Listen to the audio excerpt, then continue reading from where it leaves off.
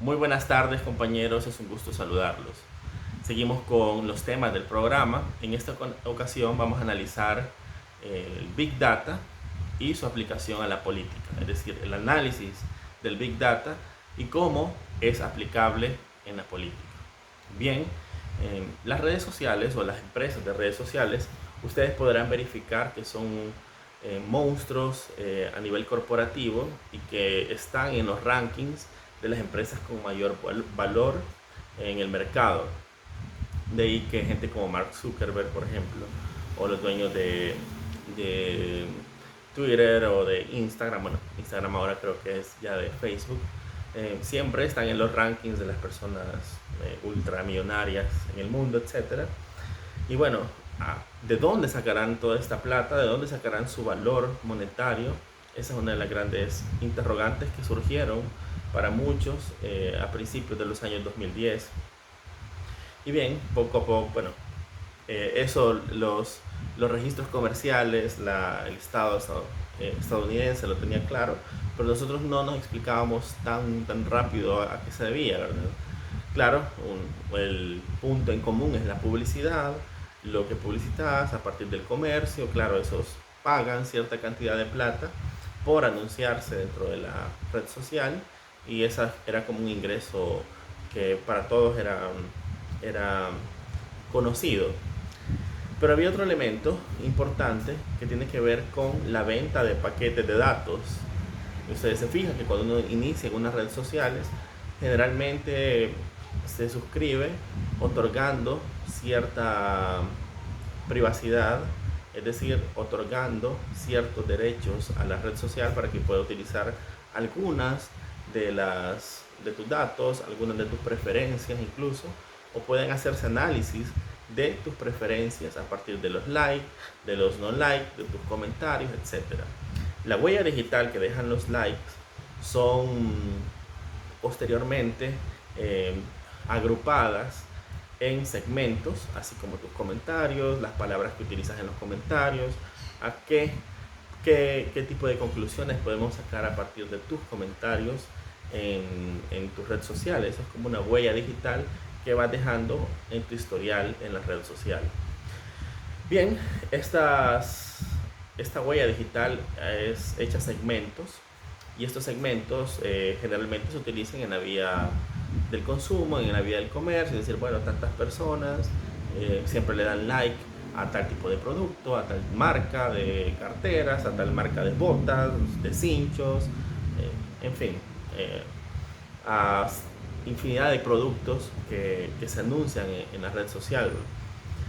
Esos likes son analizados y son evaluados y luego estas evaluaciones determinan conclusiones de qué tipo de consumidor sos, de qué tipo de productos anunciarte, etcétera, y te ponen por segmentos que luego son comprados por las grandes empresas. Esas empresas compran segmentos de consumidores, por decirlo de alguna manera, una base de datos de determinada cantidad de personas, y a partir del análisis de esta base de datos, ellos pueden hacer estudios y pueden hacer análisis de cuáles son tus preferencias de consumo. Hacen toda esa segmentación que previamente he mencionado. A partir de este análisis y segmentación, ya ellos pueden dirigir a población, a cada población de cada segmento, entre edades, entre gustos, sexo, religión, cultura, dependiendo del país, pueden arrojar sus mensajes comerciales. Bien, inicialmente los clientes para estos segmentos de población, para estos datos, grupos de datos, eran empresas que precisamente querían vender productos, colocar productos. Pero ¿qué pasa cuando esos datos son comprados por el Estado? Ahí hablamos de una interrelación entre la red social, entre el análisis de esta base de datos y el Estado, o muchas veces corporaciones políticas, como puede ser un partido político, como puede ser una organización.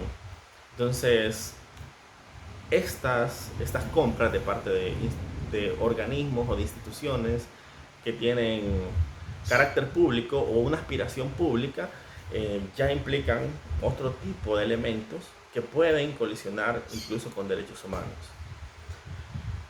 Bien, no es intención de esta clase satanizar el uso de Big Data de parte del Estado o de la política, puesto que también puede servir en la parte positiva para determinar mejores políticas públicas, para determinar mejores decisiones a nivel público, para afectar de mejor manera a poblaciones de una ciudad, de un país, en el caso que sea a nivel nacional, o de una ciudad, en el caso municipal, por ejemplo, cuál sería la prioridad de, pongamos, hagamos buena fe, digamos que hay un candidato a una municipalidad X que quiere conocer realmente cuáles son las prioridades de una ciudadanía de determinado municipio.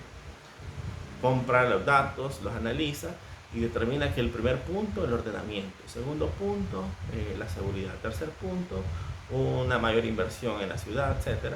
Entonces, a partir de ahí puede crear su programa de gobierno local para hacer propuestas y para poner al ejercicio un plan, efectivamente un plan para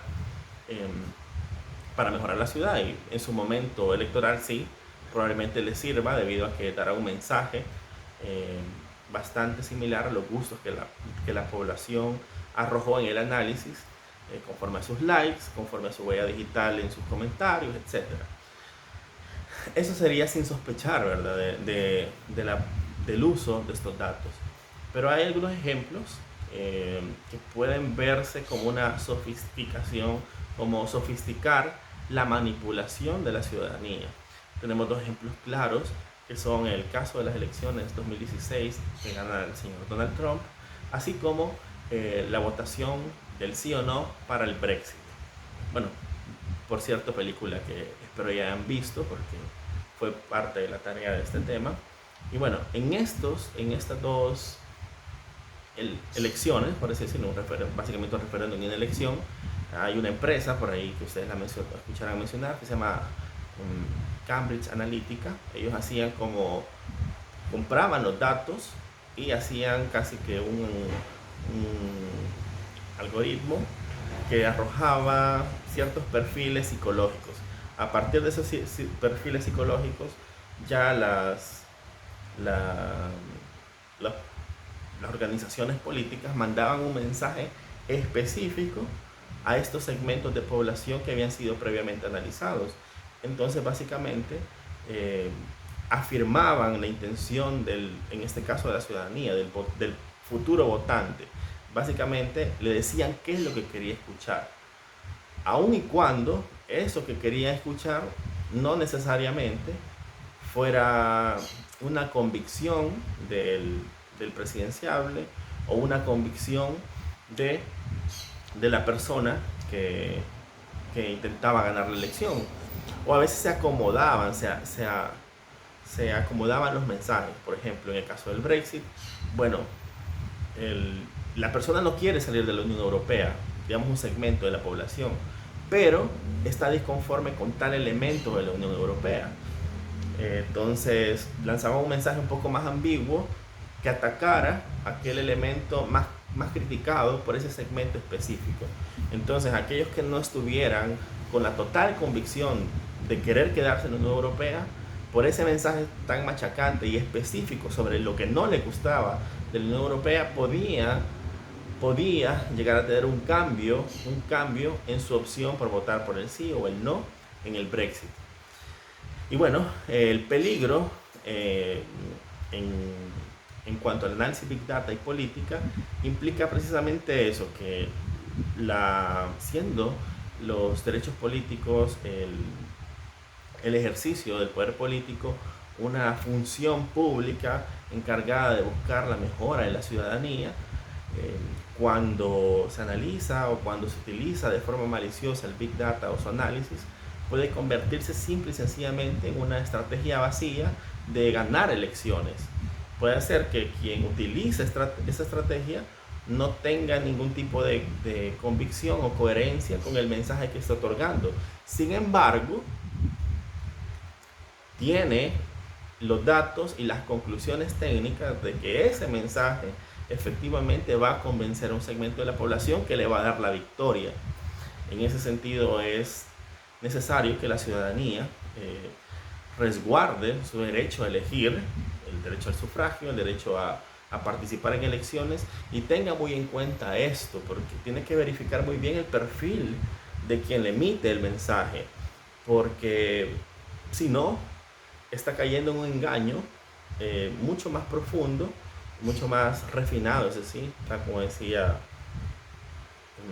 sí, mucho más refinado del político, porque estaría básicamente escuchando lo que quiere decir.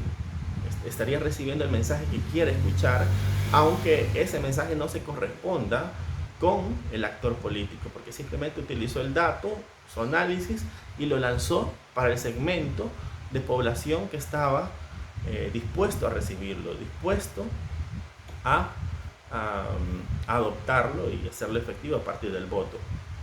Entonces, hacer sofisticada la manipulación de la ciudadanía no debería ser premiado con voto o darle victoria a un político, un alcalde o una alcaldesa, sino al contrario, debe ser un freno para la ciudadanía de analizar el mensaje, por ejemplo, que te otorgan en las redes, que hoy son básicamente es casi una excepción que no tiene redes sociales, analizar el mensaje en la red social y analizar el historial, analizar cuáles son los valores que ha venido manejando la candidata o el candidato en cuestión.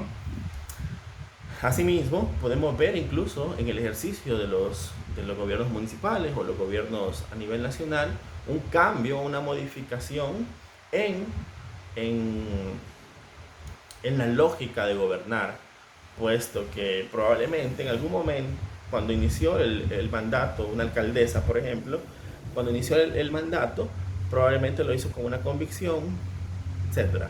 A medida que va pasando el tiempo y empiezan a bajar la aceptación en las encuestas, probablemente pida, bueno, ¿cómo hacemos para subir? Bueno, un análisis Big Data, digamos, analicemos estos segmentos de la población de esta ciudad.